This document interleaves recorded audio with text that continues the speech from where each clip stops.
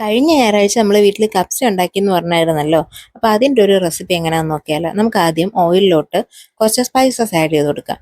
ഈ പെരിഞ്ജീരകം, ഗ്രാമ്പൂ, പട്ട, ഏലക്ക, ബേ ലീഫ് അങ്ങനത്തെ സംഭവങ്ങളൊക്കെ ഇല്ലേ, അതൊക്കെ ഇട്ട് കൊടുക്കാവേ. എന്നിട്ട് ഒന്നൊന്നര സവാള അരിഞ്ഞതും ഒരു ഇച്ചിരി ഇഞ്ചി വെളുത്തുള്ളി പേസ്റ്റും കൂടെ ഇട്ട് നല്ലപോലെ ഇളക്കിയിട്ട് ചിക്കൻ അങ്ങ് ഇട്ട് കൊടുക്കാം. എന്നിട്ട് അതിലോട്ട് നമുക്ക് ഒരു 5-6 പച്ചമുളകും ഒരു ക്യാപ്സിക്കം ക്യൂബായിട്ട് അരിഞ്ഞതും കൂടി ഇട്ട് കൊടുക്കണേ. എന്നിട്ട് അതിലോട്ട് നമുക്ക് പൊടികൾ ആഡ് ചെയ്ത് കൊടുക്കാം.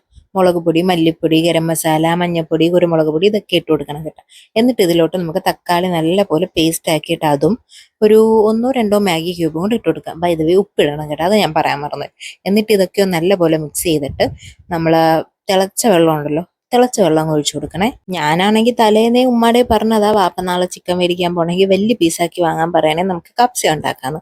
പക്ഷെ വാപ്പ രാവിലെ പോയപ്പോഴത്തേക്ക് ഉമ്മ ആണെങ്കിൽ പറയാൻ മറന്നു. വാപ്പ നോർമലി കറി പീസായിട്ട് ഇങ്ങ് മേടിച്ചോണ്ട് വരികയും ചെയ്ത്. ഞാനാണെങ്കിൽ വാപ്പ പോയപ്പോൾ നല്ല ഉറക്കമായിരുന്നോണ്ട് ഞാനും പറയാൻ പറ്റിയില്ല. പിന്നെ ഉള്ളതുകൊണ്ട് ഓണം പോലെന്നാണല്ലോ. എന്തായാലും ചിക്കൻ വെന്ത് വന്നപ്പോഴത്തേക്ക് നമുക്ക് അതിന് ചിക്കൻ മാത്രമായിട്ട് അങ്ങ് പിറക്കിയെടുക്കാവേ. എന്നിട്ട് നമുക്ക് അതിലോട്ട് കുറച്ചും കൂടെ ചൂടുവെള്ളം ഒഴിച്ച് നല്ല ഉണക്ക നാരങ്ങ 2 ഇടണേ. എന്നിട്ട് നമുക്ക് അരിയും കൂടെ ആഡ് ചെയ്ത് കൊടുക്കാം. അരി കുതിർക്കണം കേട്ടോ. പിന്നെ അതേപോലെ ചിക്കൻ്റെ ആ ഒരു സ്റ്റോക്ക് ഉണ്ടല്ലോ, വെള്ളം ചേർക്കുന്നതിന് മുമ്പ് ചിക്കൻ്റെ ആ ഒരു സ്റ്റോക്ക് കുറച്ചെടുത്ത് മാറ്റിയിട്ട് അതിലോട്ട് ഓയിലും ടൊമാറ്റോ സോസും കൂടെ ആഡ് ചെയ്ത് കൊടുത്തിട്ട് അതിങ്ങനെ ചിക്കനിലോട്ടൊന്ന് തേച്ച് പിടിപ്പിക്കണം. ബ്രഷ് ഉണ്ടെങ്കിൽ ബ്രഷ് വെച്ചൊന്ന് സ്പ്രെഡ് ചെയ്ത് കൊടുത്താൽ മതി. എൻ്റെ കയ്യിൽ അതില്ല കേട്ടോ. അതിലോട്ട് പിന്നെ നമുക്ക് ചില്ലി ഫ്ലേക്സും ഗരം മസാലയും കുരുമുളക് പൊടിയും കൂടെ മിക്സ് ചെയ്തിട്ട് ആ ഒരു മിക്സും കൂടെ സ്പ്രെഡ് ചെയ്ത് കൊടുക്കാവേ.